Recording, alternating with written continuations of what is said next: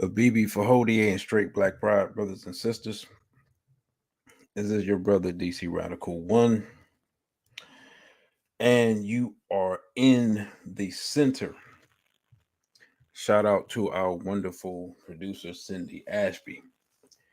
You can check us out on SoundCloud, YouTube, iTunes Podcast, Google Play, Stitcher, Spotify, and iHeartRadio at On the Wake Up Radio. Also, you can check out our videos at otwtube.com. That's otwtube.com, where we have our exclusive content that cannot go up on YouTube. Uh BB Fody and Straight Black Pride to Brother I Allen. BB Fody to Brother You Got Ripped Off. BB Fody and Straight Black Pride to Brother Elijah. And peace and blessings to Brother Crow. So for once the brothers are in early and the sisters are late. I see Spirit, Mind, Character, Soul decided to represent the sisters. BB Fody, sister. And tonight we're going to talk about something, man, that really just crossed my mind recently. And I wasn't going to talk about it, but I said, let me get to it. Let me go ahead and just put this out here. And it's not even a matter of really connecting the dots because the dots have connected themselves. But before I do that, I do want to make the announcement. Oh, I got several announcements. Number one, I will be appearing on Brother Genie's program tomorrow morning at 10 a.m. on Sankofa Revolutionary Radio. We'll be discussing the gender war and the Black identity crisis. So that's tomorrow. That's less than 12 hours from now, which is why this tonight's program will be um, exceedingly short. But I know I say that a lot, so you know what that means. Yeah, the plan is for it to be short. Secondly, we have our um, and you can listen to Sankofa Revolutionary Radio via the internet. You did put it into your search engine and it'll come up. And that's be on the Kimati Lives program, 10 a.m. Eastern Standard Time. Be for Hody and Straight Black Pride, Sister Fonessa. So again, that I'll be on Brother Genie's program tomorrow, 10 a.m. Secondly, our sixth annual Dr. Chancellor Williams Day celebration has been broken up into two parts this year. Part one is this Saturday. We'll have the gravesite celebration. That will be at high noon at and let me get this right. Lincoln Memorial Cemetery, 4001 Suitland Road, Suitland, Maryland, 20746, Section O, Lot 618, Grade 5. That is this Saturday at noon. We'll be having a gravesite ceremony for Dr. Chancellor Williams. And then the week after that, December 31st, 2022, at noon, we moved the time to allow, I was alerted that Baba Baruti would be doing something the same day at 4. So we have moved our program up from 2 to noon. So we'll be doing that at the Empowerment Center. This is the Africa versus Everybody lecture that has become an annual event. Tickets are available for $20 via Eventbrite, keyword SBPMDC. And we'll be discussing our relationship with peoples from around the world, historically and also from a contemporary perspective. And we will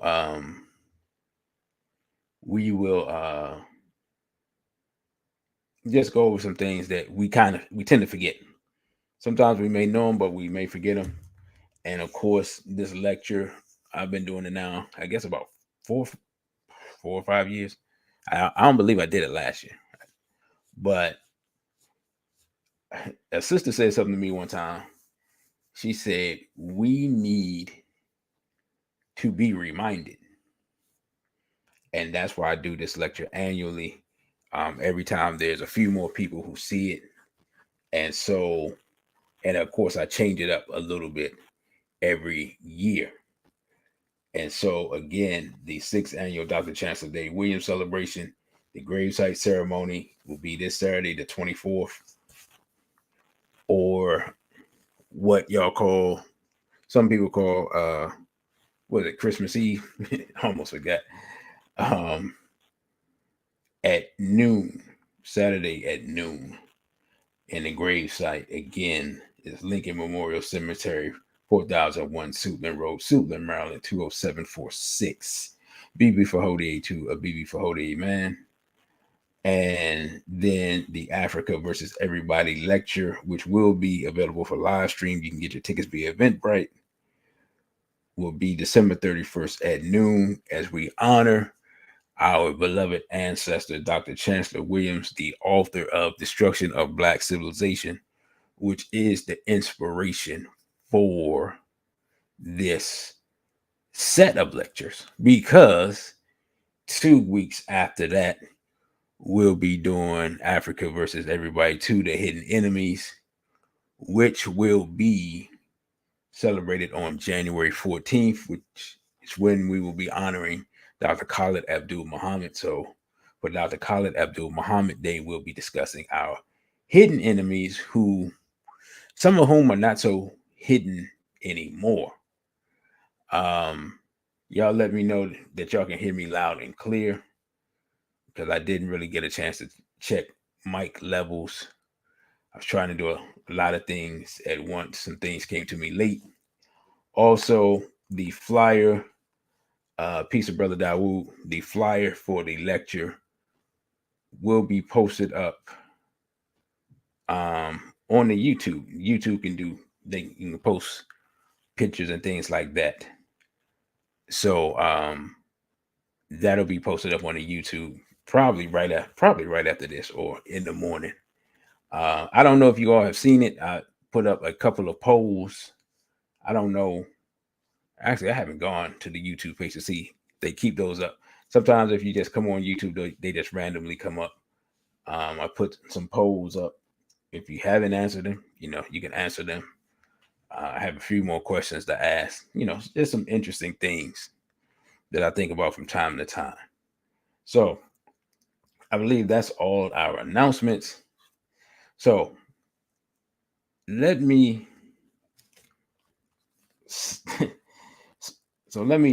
give y'all my train of thought, how I came about this.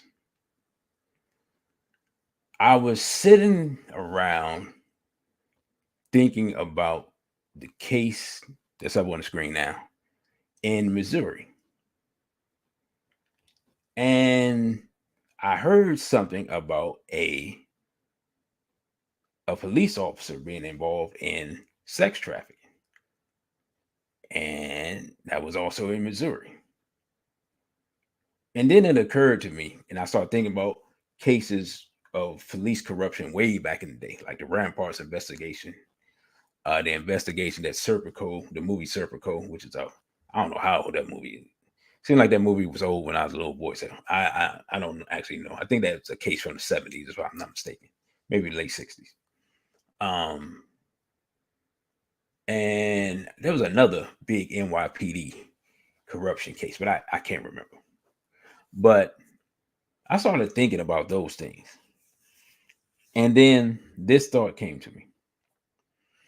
And we've heard this number for a few years now.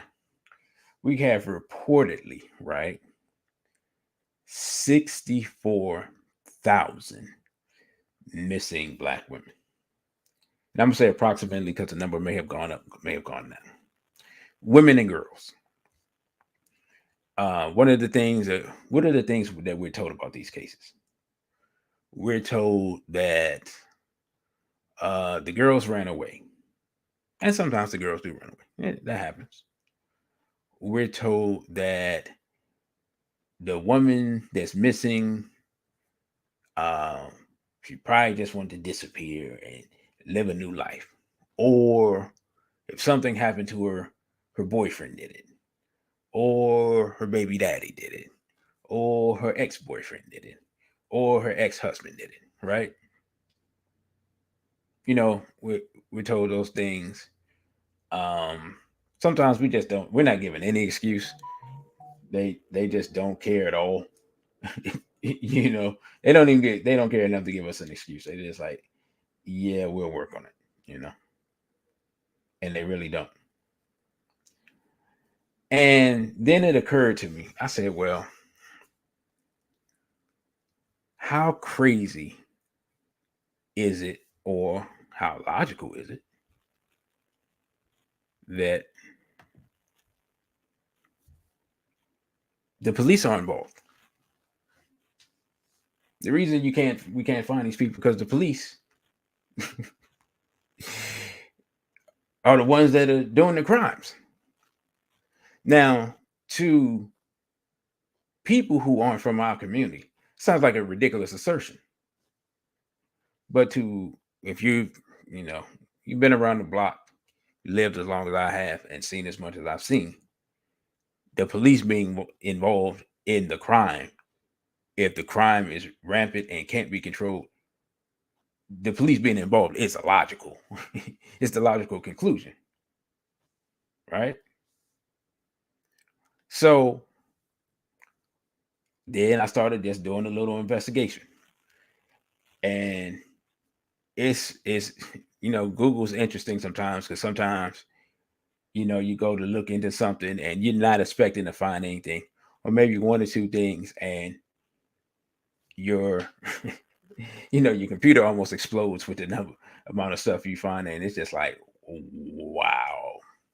So first, I want to go back over this case in Kansas City as a reminder to what happened and how the police responded, or really didn't respond, right? And it didn't occur to me to get video, because there were local activists who were talking about the police response or lack thereof, and I didn't even pull up the video or anything like that. And I may go back and even do a separate short video for this, but let's go back to, I believe it's October. Yes, this is from October 14th. So almost exactly 2 months ago. And let's revisit this case. Says KCPD said missing Black women reports in KC were completely unfounded. Less than a month later, one escaped after being kidnapped from Prospect and tortured in a basement for over a month. And this has a picture of the police and the kidnapping murderous rapists. It says left Excelsior Springs PD and investigations at the crime scene. Right, mugshot of Timothy Hazlitt Jr., man charged with kidnapping and torturing woman in his basement for over a month. Now, I'm not sure how far this case has gotten as far as adjudication. One thing that I have learned is that these cases get adjudicated extremely slowly in hopes of, okay, all right, extremely slowly. Stop right there. My opinion is in hopes of Black people forgetting the case and then them being able to not prosecute them to the furthest extent of the law, but to the least extent of the law. Y'all understand what I'm saying? So, for example, I was I was following, excuse me, the Jason Roger Pope case for over a year. Now, this was happening before the pandemic. And I was trying to see, how far he had gotten as far as being adjudicated, whether he was whether he was still incarcerated, whether he had been convicted.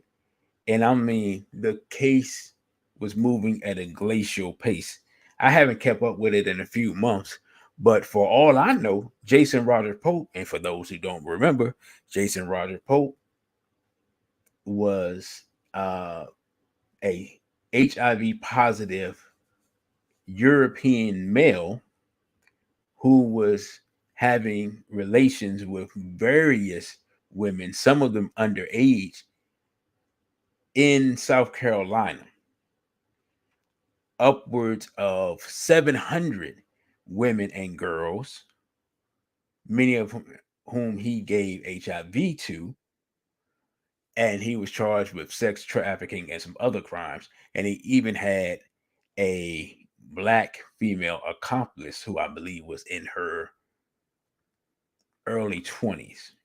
Jason Rogers Pope was at the time, I believe, in his late 30s and was supposedly a DJ. I only bring that case up just to show how the police do not react in situations like that involve black women, even though people had made calls to the police about that situation. Now, here we are. Let's get to this case, right? So, a bombshell multi-county investigation began last Friday when a 22-year-old, that's college age, black woman escaped bondage after being kidnapped, sexually assaulted, and held captive in the basement of an Excelsior Springs, Missouri man's home. The man is identified as Timothy Hazlitt Jr., a 39-year-old white male. The woman was discovered around 8 a.m. Friday, October 7th, when reports of a woman banging on doors and crying for help reportedly reached the police. Now, more than likely, what happened is it reached neighbors, and neighbors told the police. Not that the reports reached the police. That's not what happened.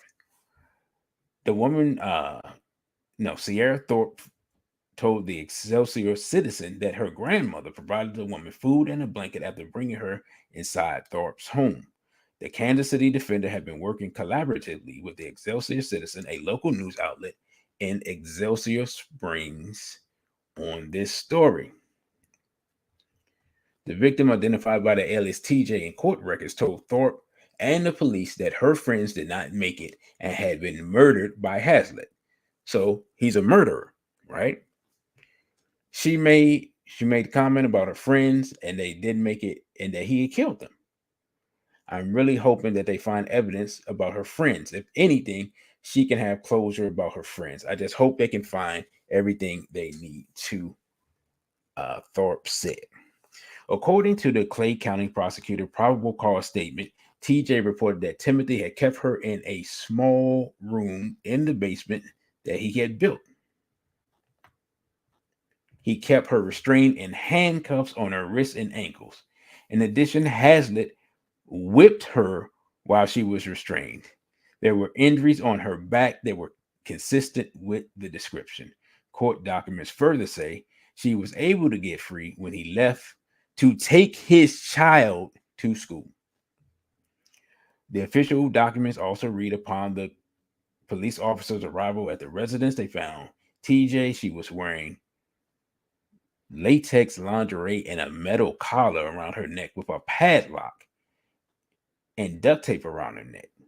TJ advised that a man by the name of Timothy picked her up on Prospect in Kansas City at the beginning of September 2022. In mid to late September, the Kansas City Defender published a video of Bishop Tony Caldwell, a local Kansas City community leader who was one of the many Black Kansas City community who made reports of numerous murdered and missing Black women. In the video, Bishop Caldwell specifically identified that the women were missing were being taken from an area on Prospect Avenue in Kansas City.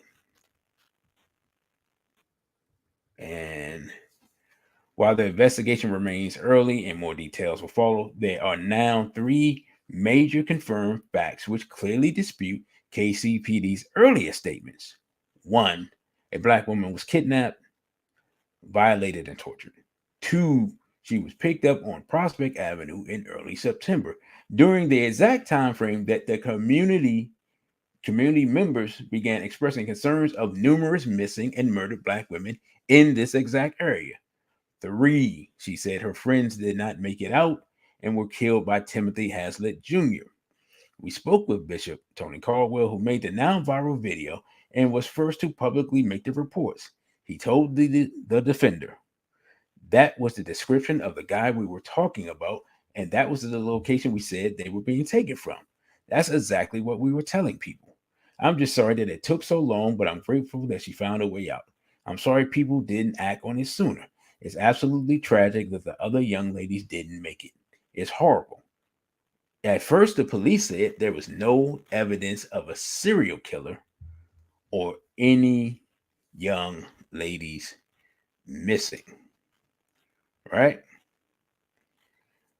Now, I just wanted to bring that case up as a reminder of what was going on and how the police typically respond. People in the community say, hey, man, look, something's going on. Girls are missing. The police are like, okay, we'll look into it. The community says, hey, we seen this white dude that look kind of suspect. The police say, yeah, we'll look into it. Which means that they're going to do nothing, right? So this case, this recent case, again, this shows us the normal police response that we get. But this is not news, right? It's news in the sense of if you didn't miss it, you missed the case, you forgot it's new. But this is not new in the sense of how the police act. That's not the news part. But I want to go back before to talk about how the police acted beforehand, before the sister escaped. So their response was KCPD, social media post claiming serial killer on the loose in Kansas City is completely unfounded. Right? This was their response. So the brother Bishop Caldwell had made the post. He put the post on social media, and their response was, it's completely unfounded. It says, okay, quickly.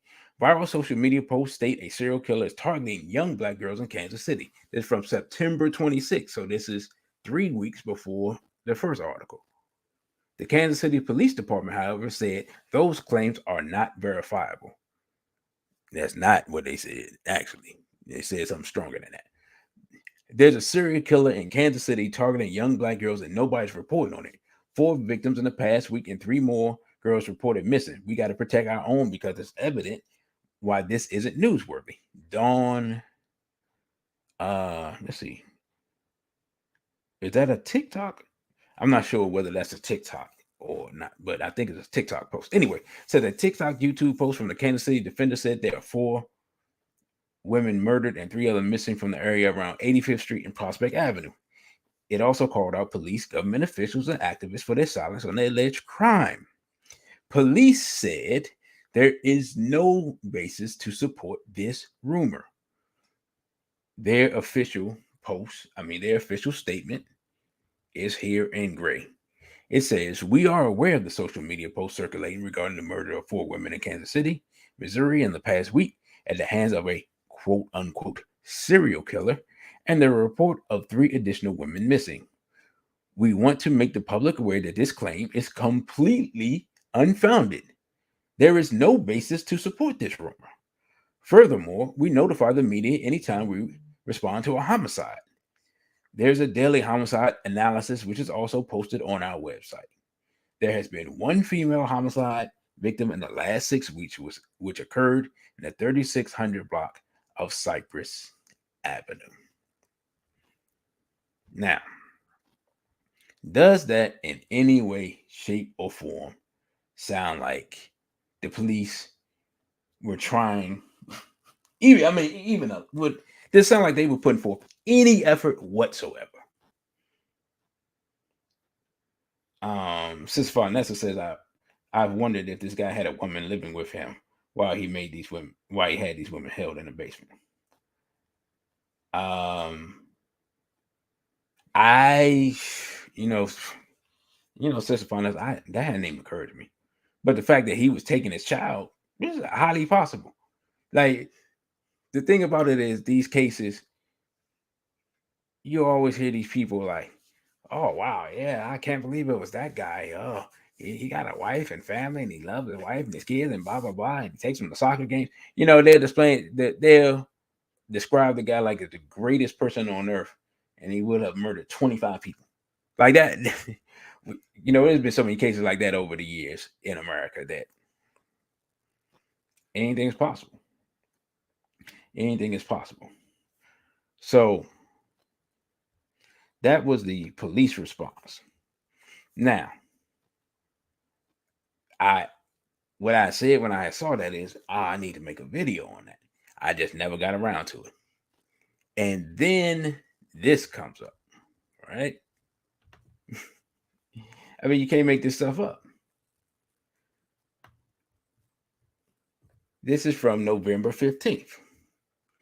Ex-Kansas City police detective allegedly helped run underage sex trafficking operation for girls. Are we starting to get a picture now of why we can't find our people? Are we starting to get a picture now of why we don't see any action? I mean, we starting to get a picture of why sex trafficking is so rampant in the community. Because apparently the people who we're looking to investigate the crimes are involved in the crimes. All right, let's check it out. Says ex-Kansas police detective allegedly helped run underage sex trafficking operation for girls. It says a former homicide detective. So if there's any person that knows how to get rid of a body and all the things necessary to cover up things. I wonder if I can close this video out. To cover things up and whatnot. If there's any such person who, and I just lost my. Are you serious right now? I just lost my page. I don't believe it. If there's any such person who is skilled enough and able to cover up things like that, is a former police officer. Anyway, in that case, he was an ex-police officer, and he was involved and basically charged with helping protect a sex trafficking ring. All right. Now, at first, I just thought that was interesting, and I thought it was kind of a coincidence. And literally, as I was getting ready for this show, I put it into my phone as opposed to my computer, and another case comes up. It says 6 individuals, including a Village of Brewster police officer, charged in sex trafficking and bribery scheme. Village of Brewster police officer allegedly accepted free services. And y'all know the type of services I'm talking about. In exchange for protecting members of sex trafficking organizations from arrest by law enforcement. This is according to a 14-count indictment that was unsealed today in federal court in Brooklyn, charging, among other people, Luz Elvira Cardona, Roberto Cesar Cid Dominguez, a bunch of other Hispanic sounding people, and Wayne Pfeiffer, Peiffer, a Village of Brewster police officer with conspiracy to transport minors and the transportation of minors, sex trafficking, conspiracy to commit Hobbs Act extortion, promotion of prostitution, and the use of interstate facilities to commit bribery and related conspiracy counts. Again, the police paid or part of a criminal organization, sex trafficking organization, to protect the sex trafficking network. So we got one in Kansas City where a murderer, was allowed to walk away and murder some more of our people. And then we have this individual here somewhere in New York. And then this other one here, which is in my backyard, says suit moves forward alleging Fairfax County police officers protected sex traffickers. I mean, do we sense a theme here? Sister Farnessa says they had way too many cameras to not know who's kidnapping Black women. It's so if this was just one place, this was just Kansas City, or just New York, or just Fairfax County, it'd be a coincidence. But this is 3 recent cases in 3 different cities, and the same thing. We have a sex trafficking network.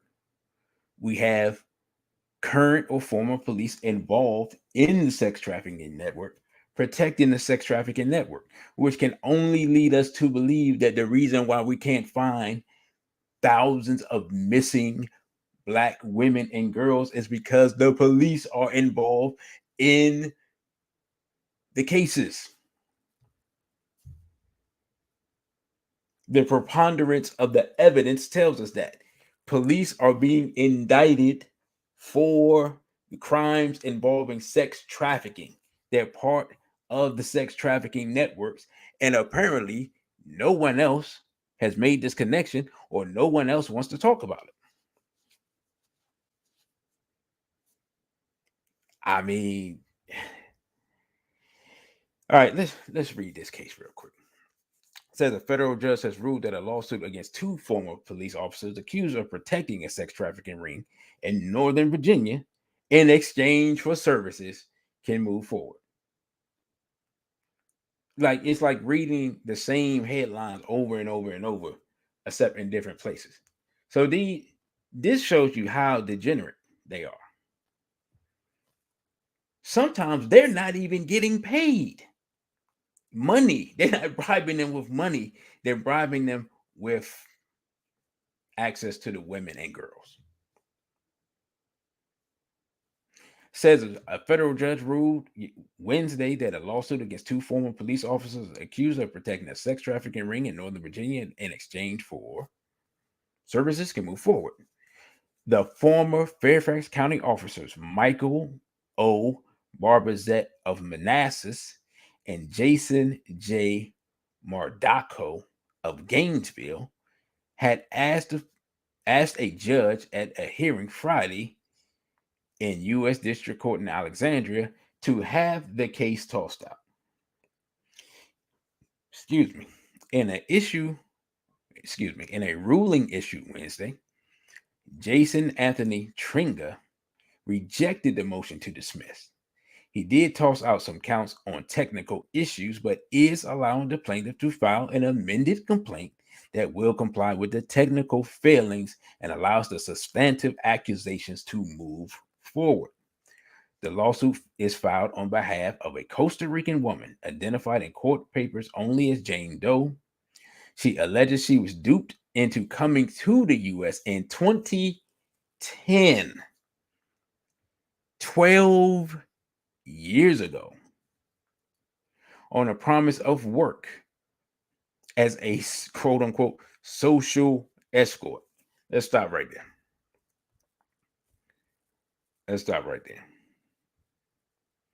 I'm gonna be completely honest.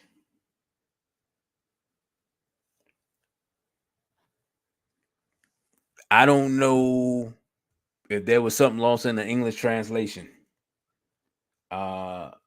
Peace and blessings to Unique One Express. But if someone offers you a job as a social escort, the word escort here in America means lady of the evening. You know, again, she's from Costa Rica. Maybe her English wasn't that good, but I'm just saying, for anyone who's unaware of what's going on, if there are any young sisters out here, anything that's going on, I'm going to say it now. Anybody offers you a job being a quote unquote social escort, run. Period. Again, this was 12 years ago. Brother, you got ripped off says what's not being talked about is how some of these women are trafficked through these porn platforms. I remember the Pornhub scandal a few years back. I do not remember the Pornhub scandal a few years back. Put that information or the link in the chat, please. But that would not, because I don't, stuff like that, I don't think it's regulated at all. So anything that someone takes and put up there, who the hell, who knows where that stuff comes from? It says huge lawsuit against Pornhub daily citizens, posting pictures of minors and human trafficking victims. Oh, so this is recent. That was last year. Okay, you said a few years back, but nah, 2021, that's last year. So I'm not surprised. And again, based on what we're seeing here, I wouldn't be surprised if the police were involved. And again, this is from 2021. Now, it says when she arrived in the US, though, her traffickers took her passport and forced her into prostitution for several years. Now, I've heard of those type of cases for a while now. They take the passport and they can't, we've heard about this stuff. When she was finally able to escape in 2015, she reported her traffickers to the FBI. She says in the lawsuit she did not go to Fairfax County Police because she was warned by other women that Fairfax County police were protecting the traffickers. She was warned. Now think about that. This is so well known that other women, she's probably talking about, I gotta get out of here. I'm gonna escape. When I'm escaping, I'm gonna go to the police, I'm gonna go to the authorities, and the American police are gonna do something, this and that. And they're like, no, if don't go to them, the police are the traffickers. And she's like, what? Again, this is 2015. So she was held captive for 5 years and was told by fellow victims to not go to the police because the police were protecting the traffickers.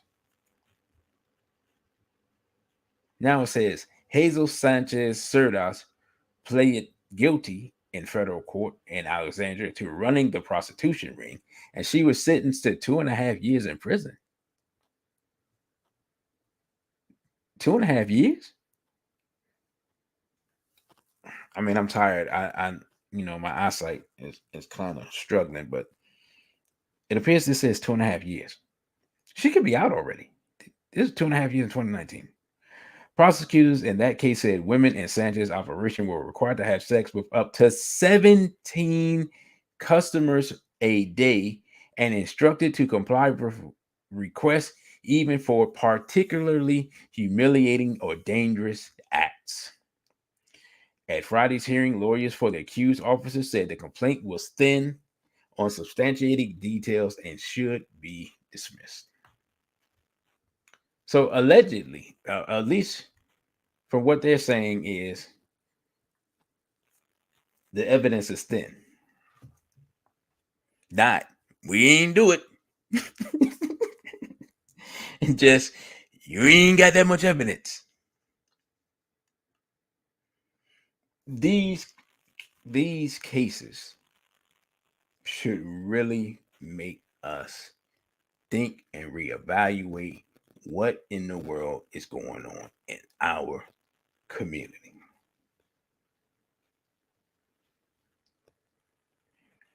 And brother, you got ripped off. Say downtown Waikiki is flooded with traffic women, and with all the police I ever seen, I never would have thought it was the cops.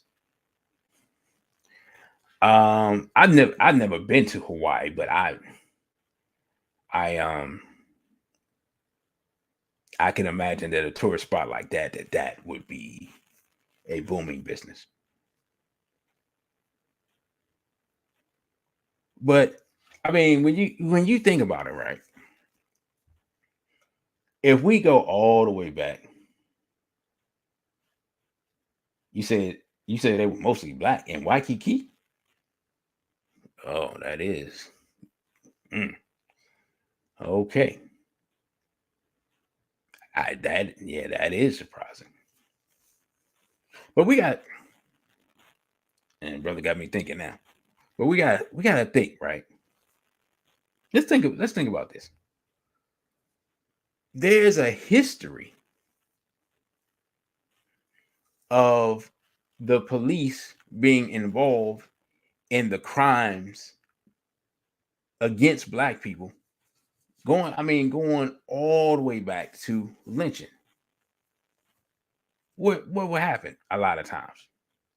A a lot of times a black man, but not always, will get accused of a crime. You get arrested by the local sheriff or whoever the local police law enforcement person was. You go to you go to jail, and then mysteriously you get taken from or escape, quote unquote, from jail and strung up on a tree. And many times, in many major cases of murder of black people in the South back in the day, sheriff such and so forth and so on was involved in the case. Furthermore, and we talked about this on another show, what did Robert F. Williams tell us? Robert F. Williams told us that he told Martin Luther King, you should stop recommending people to go to jail, just peacefully go to jail in the South, because unsavory, unsightly, ungodly, unholy things happen to men in those places. Again, this is 60 years ago. So the police were violating men then, right? Brother, you got ripped off, said the Rosewood Massacre, right? Many times, yeah, those situations, those different massacres, including Rosewood and other places, the police would either come and confiscate the guns or attempt to confiscate the guns. And then the massacre takes place. Or the police know that, or the local sheriff, whoever he is, knows that this woman is lying, but they just use that as a reason to come in and arrest the person and lynch the person. Our sister Ida B. Wells Barnett talked about that when they were, black men were accused of will be accused of some crime, usually involving some European female, and they would be killed. And the story was that the person was a rapist and a kidnapper and this, that, and so forth, so on. And our sister Ida B. Wells Barnett exposed that and said that's a lie, because they killed I believe one of her personal friends that she knew when she really started investigating. So there's a long history of police involvement in crimes and corruption in our community. And since this is the latest big crime in our community, we should not be surprised that the police are involved. Many of you may remember the Ramparts investigation from the early 90s, where the crash unit, which was the gang unit of Los Angeles County, I believe they were investigated like over 100 police officers. I believe about 25 got convicted. One of them tangentially connected to, I believe, the Christopher Wallace, aka Biggie Smalls investigation. But for those who don't remember or aren't familiar, the Ramparts case, I mean, the police were involved in so much stuff. It was an anti-gang task force. They were involved in a BB Fahode, the brother Kevin. They were involved in drug dealing, protecting drug organizations, shakedowns, robberies, murders. Yeah, I mean, you name it. I mean, the Ramparts investigation was huge, and I believe they played it down, so it wasn't as bad as it was. But it was in just ridiculous corruption. Now, this was probably the Ramparts investigation probably took place about probably right around the same time. Peace and Black Power, to brother pro-black and plant-based.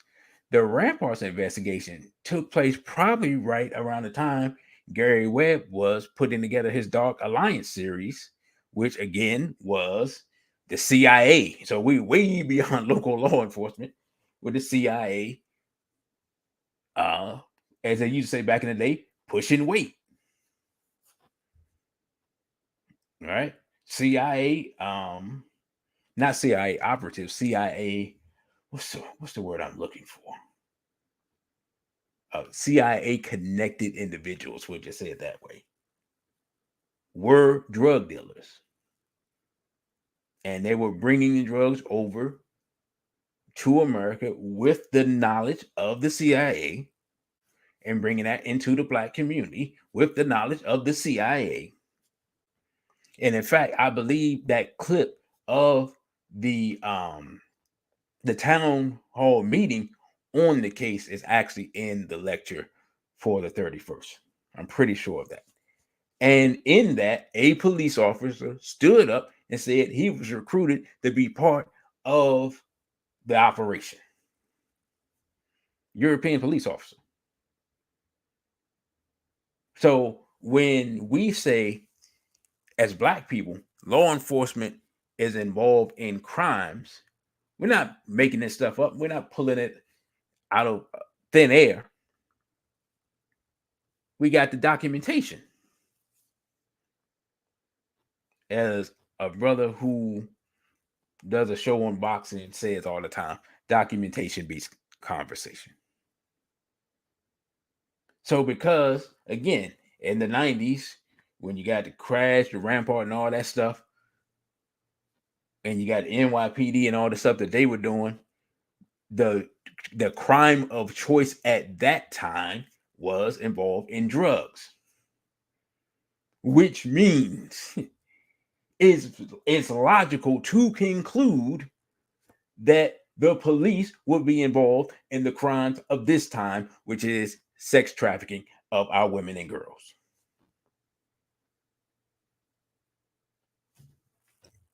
I mean, I don't know what else to say. We have to, at this point, come to this conclusion. Thank you, brother. CIA affiliates. We've seen this before. And again, the evidence. Now, here's the thing. What do they always talk about? They always talk about the Hispanic women who were brought over, and they got a whole operation set up for them, right? Because they're already importing the people. So there's no thing. They're importing them from Guatemala, El Salvador, and all those places. So we know that operation has been going on and on. But what about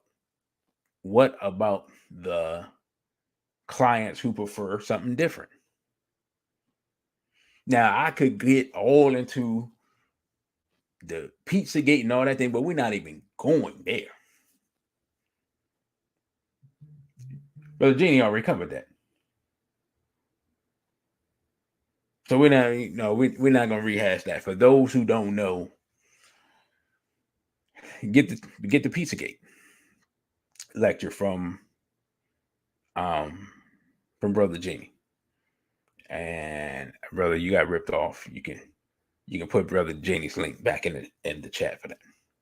The Pizzagate lecture, for those who are unaware, and I think most people who are listening now are familiar with, is a large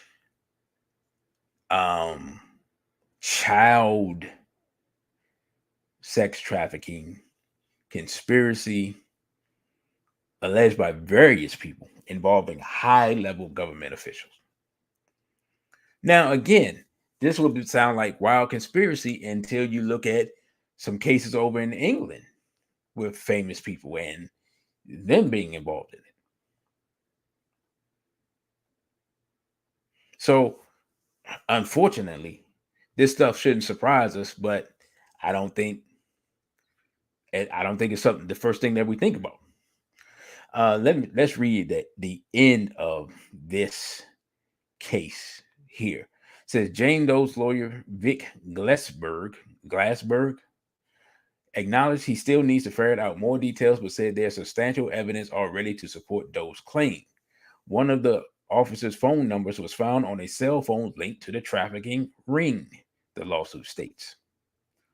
The woman's claims were investigated by the FBI and sent over to the Fairfax County Police's Public Corruption Unit. After that occurred, the officers resigned.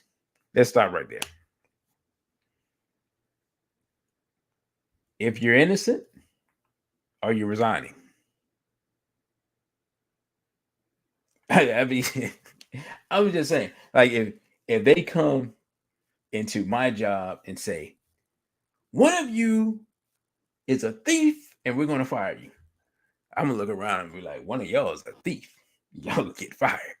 And I'm going to continue doing what I'm doing. You know why? Because I'm not a thief. If they come in and say, one of you is a kidnapper and we're going to turn you into the police, I'm going to look around and say, wow, that's crazy. I would have never thought one of y'all is a kidnapper. It's unbelievable. And went back to work like nothing happened. Because it didn't. If they say, one of you is that pro-black guy that comes on YouTube spewing that hatred and he's anti-Semitic and doesn't like homosexuality, and you're going to get fired tomorrow, I'm going to get my coat. You know why? Because the chances of two of us working that job at the same time are very slim. I'm just saying. So let's move forward. The lawsuit also includes allegations from a former Fairfax County detective, William Wolf, who was assigned to a federally funded trafficking task force. Wolf alleges in a complaint that Barbizette, his supervisor, took an unusual interest in his work and tried to hamper his investigations. Ultimately, the lawsuit alleges that Barbizette and Mardico would tip off Sanchez when police would conduct sting operations so she could steer clear of them in exchange for access to her clients. There's a whole boatload of evidence to suggest there's something rotten in the state of Denmark, Glassberg said at Friday's hearing. The lawyer for Barbizette and Mardico acknowledged the fact that the officers were asked to resign. Looks bad, but it doesn't go to show there's some conspiracy here. It doesn't carry the weight of the plaintiff suggests it does. The lawsuit also accused the supervisors of the Fairfax County Police Department, including then Chief Ed Rossler, of covering up the officers' misdeeds. The lawyer for Rossler and other supervisory defendants declined comment after Friday's hearing. So you got a couple of officers that resign and a couple of no comments. Doesn't look good. Fairfax County is not too far from the nation's capital. So if a police department in the nation's capital, I mean, well, not in the nation's capital, because they did not say MPD, but a police department on the doorstep of the nation's capital can have, you know, you know what I'm saying, can have this type of activity and corruption, then we know middle America. I mean, we know it can happen. It's like the saying that they had about New York: you can make it here, you can make it anywhere. Well, if you can get away with it here, you can get away with it anywhere. But yeah, brothers and sisters, so um, I just that was a thought that I had, and when I looked at it, it was one of those things. Like I said, it's one of those things where when you think about it, you're like, this should have been obvious. This we should have known, and eventually, what's going to have to happen is that brothers are going to have to get together and have our own teams to do the investigations, our own teams to do the enforcement, our own teams to do the protection. Um, Brother, you got ripped off. Said, remember the recent video of the sister talking about how she was brought to the White House underground city to give Biden? No, I do not remember that, brother. To service Mr. Biden? No, I don't know. No. And, you know, I don't put anything past that guy. I'll just say that if you ever seen videos of Mr. Biden's behavior around children, it's very unusual. That's all I'm gonna say. And Mr. Biden's son is extremely troubled, and I believe that there's supposed to be an investigation on his activities. Um, you know, from Congress, I believe is investigating that, if I'm not mistaken. So we'll see how that goes. You know, those congressional investigations can become a dog and pony show. Um, but I just, I was gonna do a short form video on this. Now I thought about it. I said, let me just go live. Let me just take an hour and a half. Let me just bring this up. Let me bring it to the people's attention, and let me put it out here so that, because what usually happens, I'm gonna be completely honest. Usually, SBPM will bring up an issue and discuss it. Other people will see it and then they'll take it and they'll blow it up and they'll carry it further along. And we can carry it, which is cool with me, you know. But we got to keep an eye on these cases, and I personally have to go back and see what in the world is or is not going on with the Jason Roger Pope case, because I haven't seen anything about that in a while. In fact, I'm going to do that on my phone right now and see. Oh, okay. The last thing that they have is that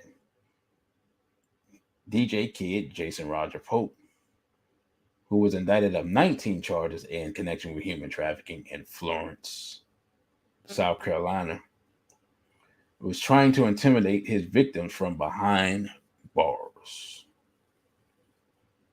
This is from a year. This is from a year ago. That's how long this case has been going on.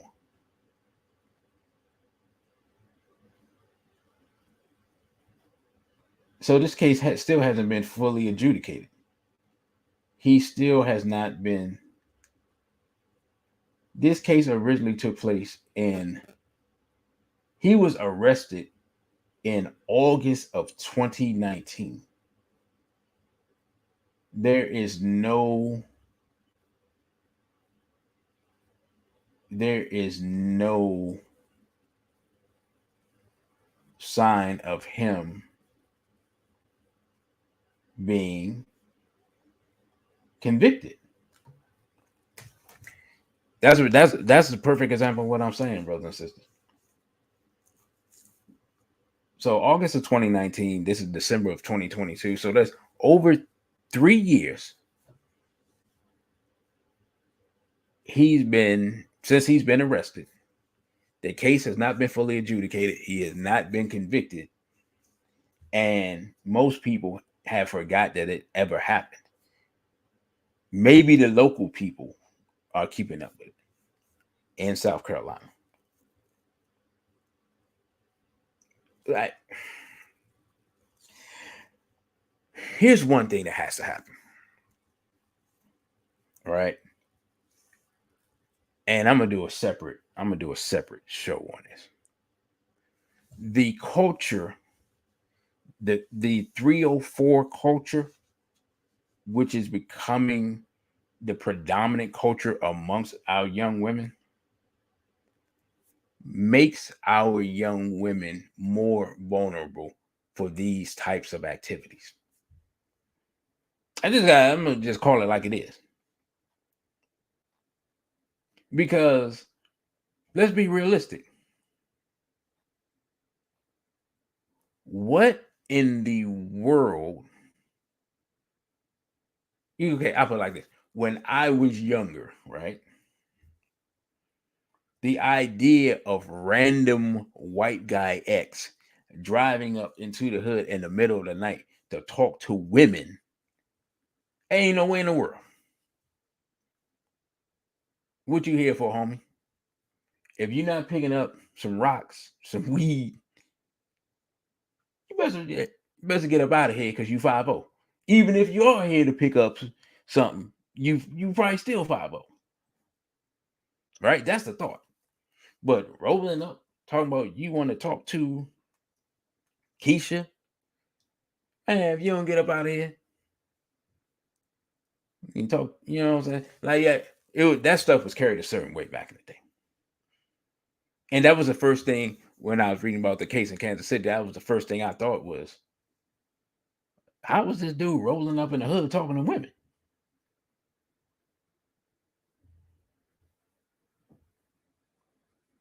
So hold up, brother. You got rid of because I missed something. I was looking at. You said also don't forget Peter Nygaard, the billionaire that was sitting up with African women wanting their eggs. I saw that, but you said he's been arrested for I got to use the YouTube word for grape and impregnating women and using their children for rituals. Yeah, you got to send me. You got to send that to me. I got to do a whole video on that. I saw the video of him talking to the women. If this is the same person, but nah, I hadn't seen that. And brother Kevin said no one has discussed that case since he was arrested. The Jason Rogers Pope case. I actually have it in one of my lectures. I talk about it every time. I just assumed that the case would have moved along. I saw a few people talk about it a few months ago, and that made me think, okay, somebody else is still paying attention. But as I was saying, the brother, you got ripped off, got me totally distracted with what he just what he just showed me. Just like, what in the world? I don't know why I don't know why I get surprised by this stuff. All the stuff I'm saying, I don't know why. I guess I don't know. I shouldn't be surprised, but I am. But as I was saying, the culture of looseness amongst our young women makes them especially vulnerable for these types of things to take place. everything can't be about getting the bag. Everything can't be about using my sex appeal to get what I want. Everything can't be about I'm I'm going to exploit my assets to exploit his pockets. And being completely honest, I know that many black women don't want to hear this. Many times, European males are much more depraved, sadistic, and barbaric than black men. I know y'all don't want to hear it. I know you don't believe it. Jeffrey Dahmer was not black. These police officers who are sex trafficking are not black. The guy in St. Louis, you saw the picture. He's not black. Where's his picture at? Let me put him back up so we can. Yeah.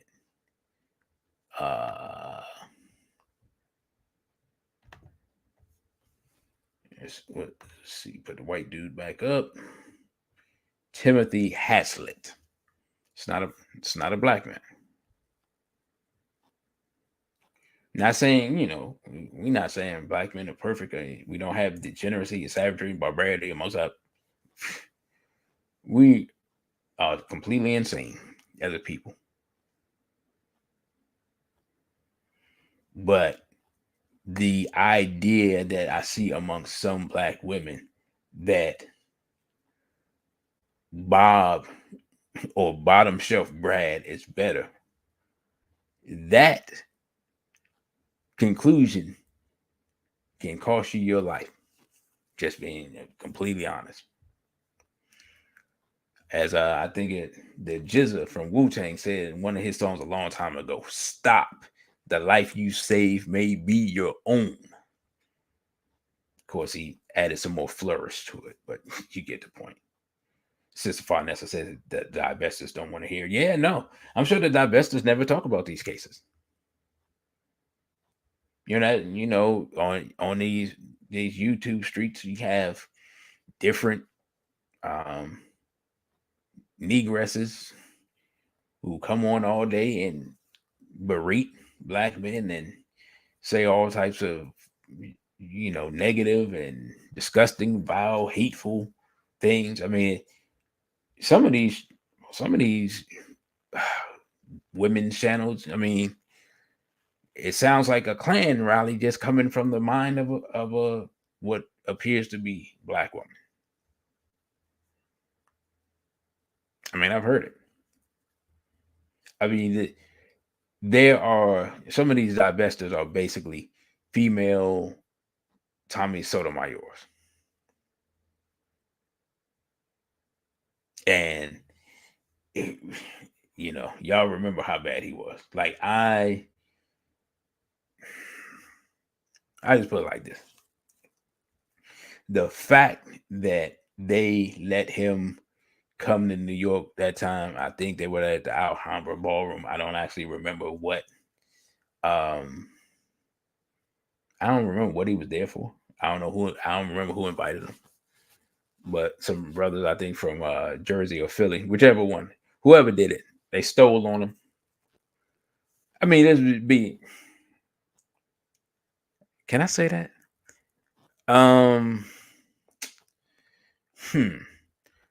Not sure about the YouTube sense. Let's just say that he should have been greeted much more rudely than he was. You know what I'm saying? Like that. There's a lot of dudes who I don't agree with, but that guy was. I mean, his hatred for black women was just unreal.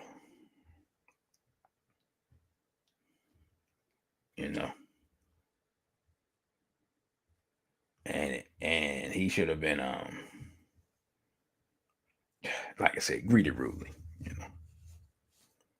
That's all I can say. I'm trying to trying to not get any more strikes. Some of y'all know me personally. If y'all know what I really think. I'm being nice. You got Rico says at least he stands against the hats. Really? Didn't know. Didn't know. Say the video of him getting stole on is on Sarnetta. It's still up there. So was Sarnetta the one that invited him? You know, I mean, the self hatred, and I'm gonna talk about a little bit of this tomorrow. But the self hatred that Black people have right now, the hatred of our complementary genders, and just the environment, especially here on YouTube, but Twitter as well. I don't know which one is worse, to be honest.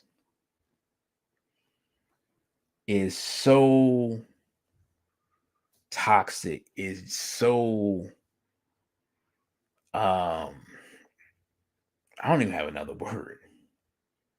Like it's literally unbelievable. It I never thought, it never occurred to me that we could get to the point where Black men and Black women would be at each other's throats in the midst of an attack, a genocidal attack by small hats. Now we know, you said Brother Kevin said Tommy was the first to get at Tariq about the hats. Interesting. That's interesting. We know, those of y'all who listen and communicate with us regularly, who are on the email list and so forth, so on. I was talking to Brother Genie about this today. When I saw his genocide video, right, which I have in the other room, it changed my whole perspective. Now I was doing work in the community before I saw it.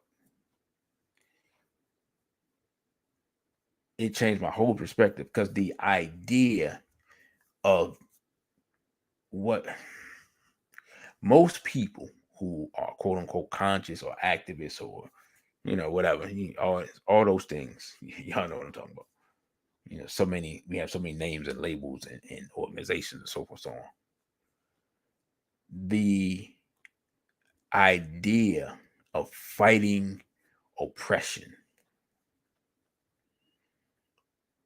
in the age of genocide is a dangerous idea because you're fighting the last battle.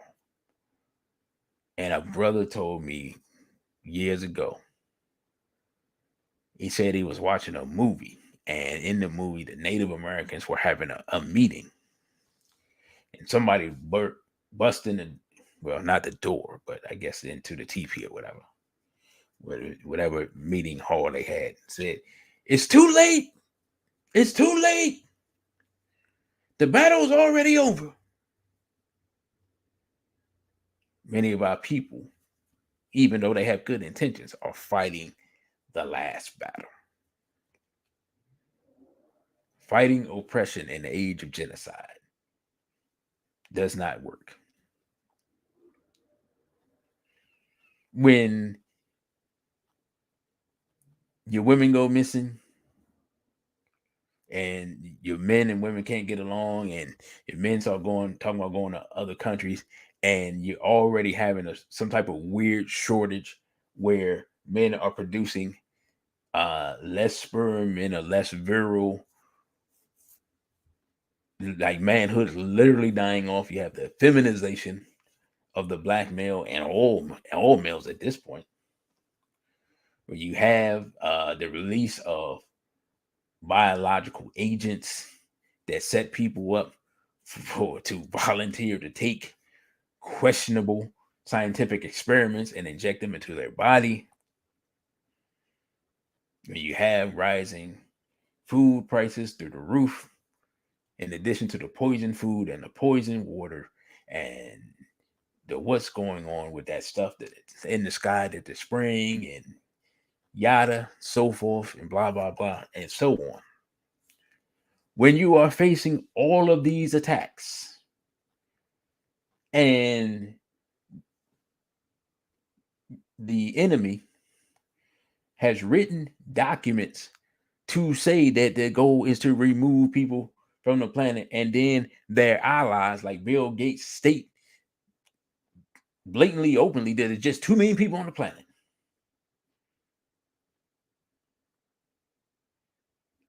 You have to understand the rules of the game have changed from oppression to genocide. Genocide's the end game. Let's think about it. I'm gonna read Sister Vanessa's quote in a minute, but we don't think about this, right? In 2018 or whatever it was, when Avengers Infinity War came out. Infinity means endless, so endless war. Movie came out, and Dr. Stephen Strange said, "We're in the end game now." And in that movie, they destroyed half the population of the world. Man, we sat there and watched it and enjoyed it. And that they were telling us then.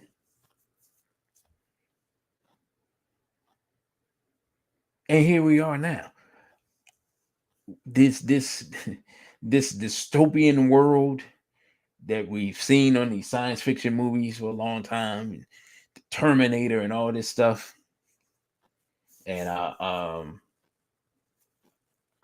Am Legend and I, Robot, and what's that movie?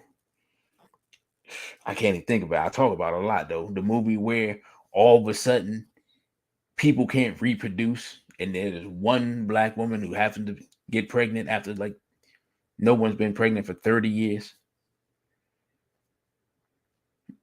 Might want to go back and watch some of those movies again, because we're living a lot of those movies.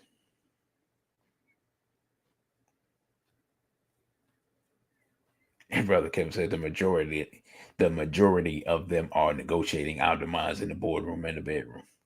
Yeah, and many of us are volunteering from it. I told a brother today, I said, I look at our people, and there's a significant portion of our people who would volunteer for re-enslavement as long as they were allowed to have relations with Massa and them and Miss Ann. And Sister Farnessa says many of our people aren't interested in fighting oppression because they are too busy literally getting in the bed with the oppressors. They aren't going to fight racism when they're doing the horizontal mambo. Yeah, I mean, yeah, no question. No question. Dr. Leonard Jeffries, I mean, he years ago, and I was young. I didn't even know the difference. He warned brothers back then. He warned them about those small hat women. Now he's in New York, so of course it was more relevant to him.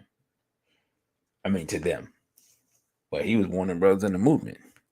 Because, before the Nation of Islam, I guess before the Nation of Islam dropped their, that's right, brother, thank you, Children of Men, 2006. Before the Nation of Islam dropped The Secret Relationship Between Blacks and Jews, Volume 1, many people in the community, including many activists, saw the hats as allies. That was the standard thought process. And they always talk about civil rights movement. I marched with Dr. King, so forth, so on. Everybody marched with Dr. King. As the years go on, I'm gonna be completely honest. I wasn't even alive when Dr. King was alive, but I swear, as the years go on, the number of people who march with Dr. King seems to grow more and more. And the number of white people who march with Dr. King is amazing from that standpoint, because that number seems to grow.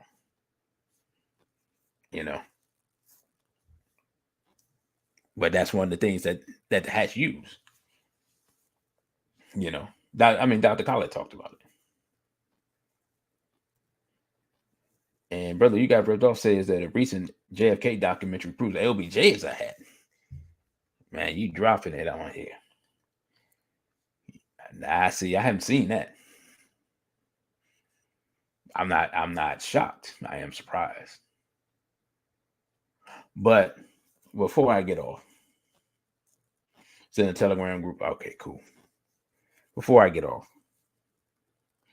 again, I'm gonna remind you all, and I guess I'll put it in the YouTube with the link for the Eventbrite. And I know with, first of all, and I don't know if this person is listening, someone sent me a donation. If you are listening, send me a message so I can send you a free link, because they sent a couple of donations. Let me know. I can send you a link to the upcoming lecture. And also, if weather permitting, because they were talking about some weather, but weather permitting, on the 24th, we will live stream the ceremony on YouTube. I mean, not on YouTube, excuse me, on Instagram. We'll live stream it on Instagram. And if I like the turnout and the energy and everything, I will try to edit it, make it nice and presentable, and post it on the channel. I actually got the video from, I guess, 2 years ago now.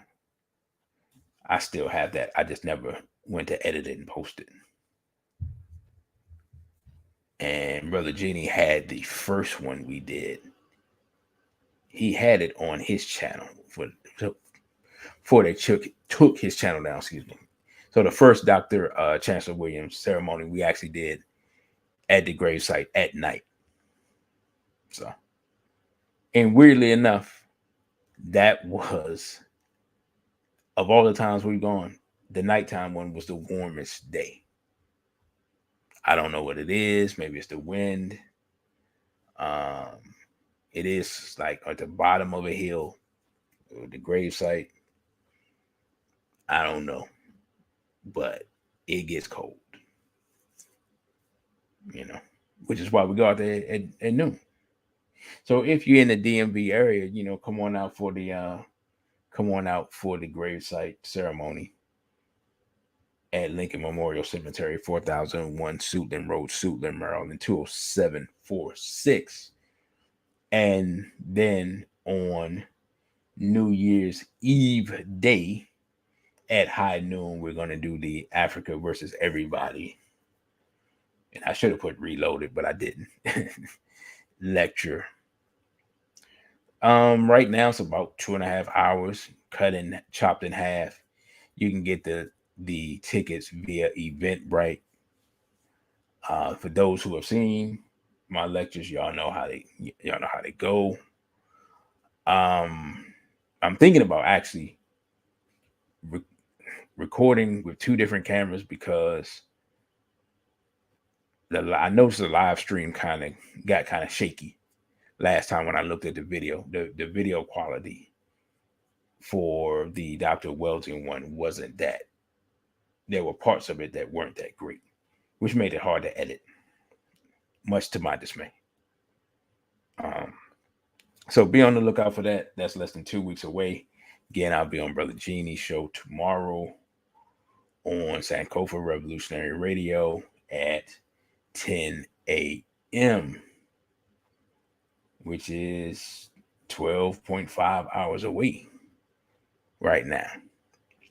So, brothers and sisters, I just wanted to cover this topic, man, and talk about our missing women, the sex trafficking, the possible connection with the police, the actual real connection with the police, And if this, again, like I said before, if this can happen in Kansas City and outside of DC, and other places, all at the same time, and and outside of New York, we have to, we have to start really looking and paying attention to who's involved and what's going on. And as much as I can, I'll try to keep up with these cases, like the Roger Pope case and the case in Kansas City. But we see how long it takes them to prosecute these people, how long it takes to adjudicate this stuff. I'm sure Jason Roger Pope is not rich. I'm sure he doesn't have enough money to file a bunch of motions and, you know, all those things that lawyers do to stretch things out. I'm sure that's not taking place. I could be wrong. He may have rich friends, and if he has rich friends and is connected with people and is doing more things than that, then I'd be really wrong. Brother, you got ripped off. Put the information. Oh, yeah, brother, you got ripped off. Yeah, the time change is noon for the lecture. So I got to put that up. It actually says noon on the flyer, but I think when I posted it, I did not say noon on the Eventbrite. So I got to change that. So with that, brothers and sisters, I thank you all for listening. I thank you all for subscribing. Make sure you like, share, and subscribe. Turn on the notifications to all.